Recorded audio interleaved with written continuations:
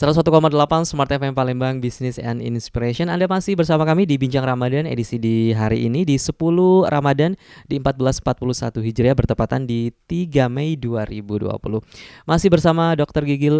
Gigi Hairul Anam di kesempatan di sore hari ini yang akan memberikan informasi seputar kesehatan gigi dan mulut pada saat kita menjalankan ibadah puasa. Nah, Dok, tentu ada secara kondisi gigi dan mulut pada saat berpuasa kan sangat berbeda, Dok, ya, pada saat kita dengan sehari-hari, mungkin karena mungkin kita diawali dengan sahur lalu nggak makan sampai menjelang buka, tentu akan berbeda pada saat kita tidak berpuasa. Nah, Dok, apa sih, Dok, yang perlu kita perhatikan terlebih dahulu mengawali perawatan pertama kali pada saat kita menjalankan ibadah puasa, khususnya setelah sahur, Dok? Oke, Mm-mm. jadi begini, Mm-mm. kita berbicara mengenai puasa ya. Mm-mm. Jadi kan ada terdapat pergeseran dari pola makan nih Mm-mm. sehari-hari. Mm-mm. Jadi yang tadinya 3 kali sehari kemudian menjadi 2 kali sehari pada saat sahur dan buka. Mm-mm. Maka pola pembersihannya juga harus kita geser. Kalau sehari-hari habis sarapan dan mau tidur, maka ini sehabis sahur Mm-mm. dan ketika mau tidur. Terus kadang-kadang tuh ada tuh pasien yang tanya tuh, "Dok, kenapa ya, Dok, ya kalau saya puasa Mm-mm. itu kok mulut saya jadi bau ya, padahal habis sahur saya udah Sikat sikat gigi ya. gigi, kemudian mau tidur juga saya udah sikat gigi, tapi Mm-mm. kalau udah siang atau udah mulai sore kayak gitu kok mulut saya bau ya ketika terasa puasa." terasa bau, Dok, Kayak ya. gitu kan. Itu bagaimana, Dok? Ah, Ya. ah.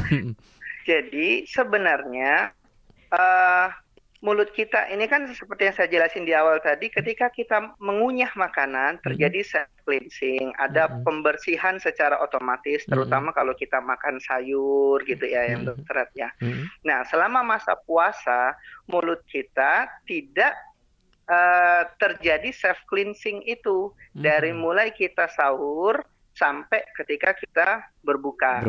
Coba perhatikan, ketika kita berbuka, setelah berbuka, yang tadinya mulut kita berbau agak kurang sedap, ketika sudah berbuka hilang rasa yang kurang sedap tadi. Iya, benar, Dok. Seperti karena itu terjadi self cleansing dari rongga mulut kita, terjadi pembersihan oleh serat-serat dari makanan yang kita makan ketika kita berbuka.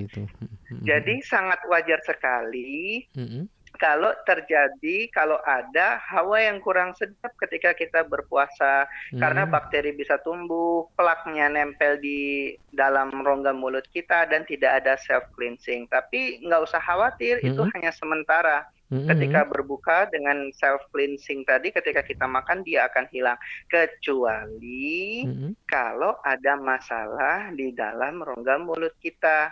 Jadi kita berbicara yang normal ya. Kalau ada masalah, misalnya gigi kita ada yang berlubang nih, berarti kan ada sisa makanan yang masuk dalam lubang. Dan itu nggak mungkin bisa dibersihkan secara optimal dengan sikat gigi. Seperti itu. Sehingga masih ada makanan yang di dalam situ. Dan dia terjadi proses pembusukan di situ. Jadi walaupun kita sudah rajin sikat gigi, walaupun sudah buka puasa, nggak lama kemudian masih akan ada tetap hawa yang tidak sedap itu. Karena sumber makanan yang terjadi pembusukan ada di dalam lubang giginya. Masih tersisa, gitu. Dok, ya. Iya, jadi penyebabnya bukan karena tidak ada self cleansing, tetapi tidak ada self cleansing diperparah dengan adanya sisa makan, terjadi proses pembusukan di dalam lubang giginya. Seperti itu, Dok. Nah, oke. Nah, dokter, mungkin di keseharian kita jarang menggunakan obat kumur, Dok, ya.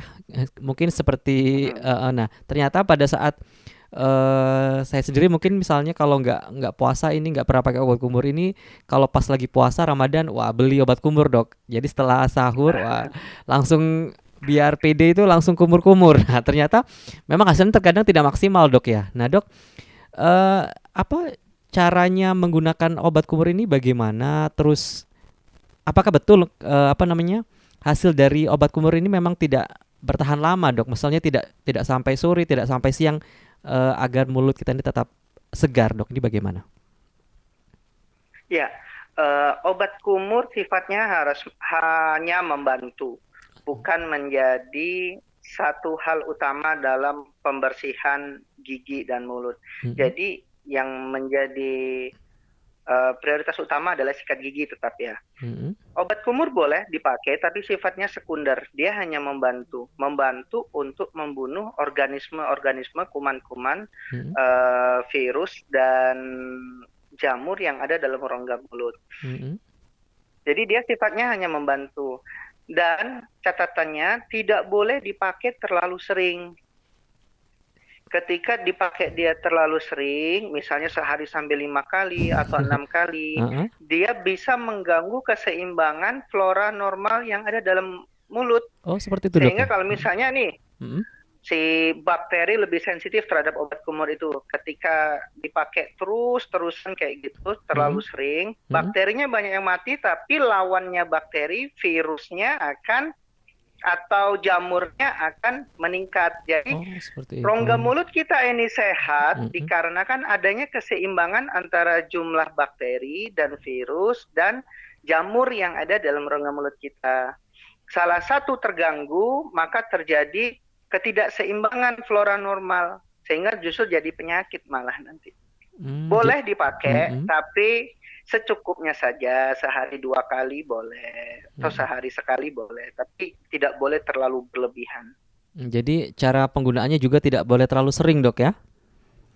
Nah, Dok. Iya, benar. Nah, ini cara memilih obat kumur yang baik, Dok. Misalnya kita kan tahu terkadang ada iklan mengatakan ada yang tidak mengandung alkohol. Nah, ini apakah memang dari semua obat kumur tidak semua mengandung alkohol atau bagaimana, Dok, sebenarnya? Toh, apakah kita juga menggunakan yang mengandung alkohol itu bagaimana, Dok? Dalam artian untuk kesehatan gigi dan mulut, Dok ya? Kalau untuk kesehatan gigi dan mulut sih tidak terlalu berpengaruh yang menggunakan alkohol atau tidak sebenarnya ya.